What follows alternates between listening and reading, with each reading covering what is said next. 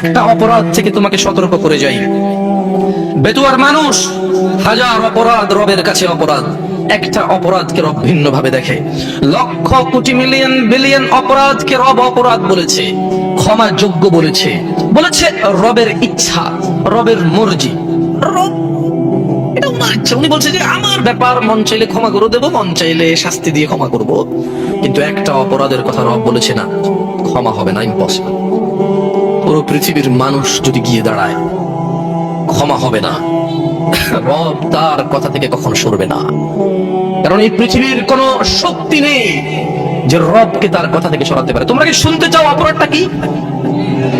এবার একটু আমাকে বলো তো, কি সেই অপরাধ যা হত্যার চাইতে জঘন্য, জানার চাইতে জঘন্য, মদের চাইতে জঘন্য, গীবতের চাইতে জঘন্য?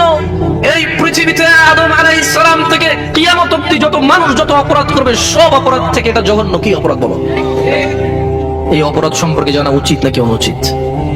বললেই তো তুমি রাগ করো, মনে করো ফিতনা করি। শোনো, তোমার ভ্রুক্ষেপ করা উচিত। তোমার রব পুরো কোরআনুল কারীমে ওনার দয়া সম্পর্কে কত কিছু বলেছে, হাদিসে ওনার দয়া সম্পর্কে কত কিছু বলেছে, কিন্তু ওই একই কোরআনে তিনি বলেছেন যে তিনি ক্ষমা করবেন না যে ওনার সাথে শিরক করে। এই অপরাধটা তো তোমার জানা উচিত। তোমার মজা লাগবে না আমার ওয়াজ, শোনো আমি তোমাকে বলি, গুরুত্ব দিয়ে শোনো, কাজে আসতে পারে না। দেখো না আমার উপদেশ তোমার কাজে আসে কিনা, দেখো। তোমাকে বলি শোনো, একটা উদাহরণ দিই তোমাকে। তুমি মনে করবা যে জামশেদ ভাই এটা তো কোনো ওপেন কনফারেন্স না যে বিভিন্ন ধর্মীয় মানুষ আসবে আর আপনি শিরক সম্পর্কে বলবেন। আমরা সবাই মুসলিম, লা ইলাহা ইল্লাল্লাহ বলি, ওয়া আন্না মুহাম্মাদ আবদুহু ওয়া রাসূলুহু বলি। এখানে শিরক কিভাবে আমরা মুসলিমরা করি? তবে শোনো, আমি এমনটা মনে করতাম, হঠাৎ করে সূরা ইউসুফের 106 নম্বর আয়াত পড়ার পরে আমার ধারণা বদলে গেল। বলো, তুমি যা বলবে, তোমার ধারণা, তোমার বলা এটা সঠিক নাকি রব যা বলবে তা সঠিক? শোনো বেতুয়ার মানুষ, রাগ করি না, আগামীকালকে কোরআনটা খুলে দেখো। রব বলছে যে ওয়ামা ইউমিনু আকসারুহুম বিল্লাহ ইল্লা ওয়া হুম মুশরিকুন। এই যে মানুষগুলো, পৃথিবীর এই মানুষগুলো যারা ঈমান আনছে, কিছু মানুষ, অধিকাংশ 50 ভাগের উপরে মানুষ রবের প্রতি ঈমানও আনছে কিন্তু সঙ্গে সঙ্গে শিরক করে। তাহলে তোমার ঈমান আনার পরে কি কাজকে রব শিরক বলে গণ্য করে? বলো বলো, কি সেই অপরাধ যার ব্যাপারে রব মুহাম্মদ সাল্লাল্লাহু আলাইহি ওয়াসাল্লামকে পর্যন্ত ধমক দিয়েছে? তুমি তো বলবে শেষ নবীর উম্মত যা খুশি করবে, রব তো এরকম বলে না। তুমি বলবে শেষ নবীর উম্মত যা করবে করবে, যা বলবে বলবে, কিচ্ছু হবে না শেষ নবীর উম্মত। নবী নিজে তো এই কথা বলে না সাল্লাল্লাহু আলাইহি ওয়াসাল্লাম। তবে শোনো বেতুয়ার মানুষ, মুহাম্মদ সাল্লাল্লাহু আলাইহি ওয়াসাল্লাম জানো উনি কে? মুহাম্মদ সাল্লাল্লাহু আলাইহি ওয়াসাল্লামকে তোমার সাথে একটু পরিচয় করিয়ে দিই না, আমার মতো করে না, রবের মতো করে। কার মতো করে? তুমি বলবে জিন্দা, কেউ বলবে মুর্দা, কেউ বলবে উপস্থিত, কেউ বলবে অনুপস্থিত, কেউ বলবে নূর, কেউ বলবে মাটি, কেউ চেয়ার খালি রাখবে, কেউ পরিপূর্ণ রাখবে। না, তোমার মতো আর আমার মতো করে নয়। মুস্তাফা সাল্লাল্লাহু আলাইহি ওয়াসাল্লামকে রবের মতো করে তোমাকে একটু বুঝাই। দেখো তো, পুরো পৃথিবীতে আর মানুষ 10 লক্ষ মানুষ মিলে র্যালি করবে, 10,000 কোটি টাকার স্টেজ করে ঈদে মিলাদুন নবী পালন করবে। দেখো তো রব যেভাবে সম্মান করে তাকে পার করতে পারবে কিনা? দেখো রব কিভাবে সম্মান করেছে রাসূলকে সাল্লাল্লাহু। দেখো মুস্তাফা সাল্লাল্লাহু আলাইহি ওয়াসাল্লাম সম্পর্কে রব বলছে, মুহাম্মদ সাল্লাল্লাহু আলাইহি ওয়াসাল্লাম একটা কাজ করেন। আচ্ছা, এই কথাগুলো আমি বলি, এভাবে কোরআনে বলে না, ঠিক আছে? এটা কথা বলার ডায়লগ, ওকে? আমি সেটাই কোরআনের কথা যেটা আমি কোরআন পড়ি ট্রান্সলেশন করি, ওকে? এটা একটা কথা বলার ধরন।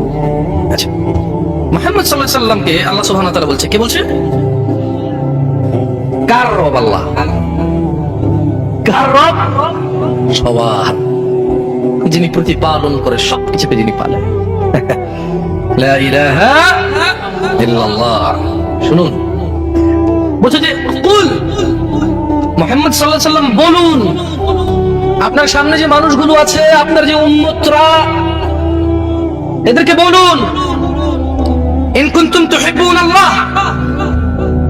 এ মানুষ শুনো, মহিলা এবং পুরুষ শুনো, তুমি কি তোমার রবকে ভালোবাসো? আমরা কি ভালোবাসি? ভালোবাসি। কিভাবে ভালোবাসতে হবে রবের?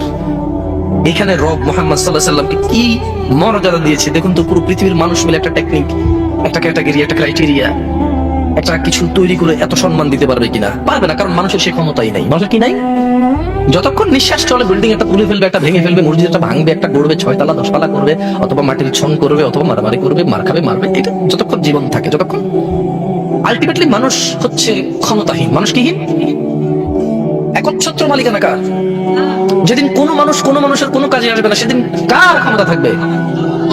মালিকানা কার থাকবে? তিনি বলছেন। তাহলে তিনি যা বলবে তা করতে সক্ষম। তিনি যা বলবে তা করতে কি?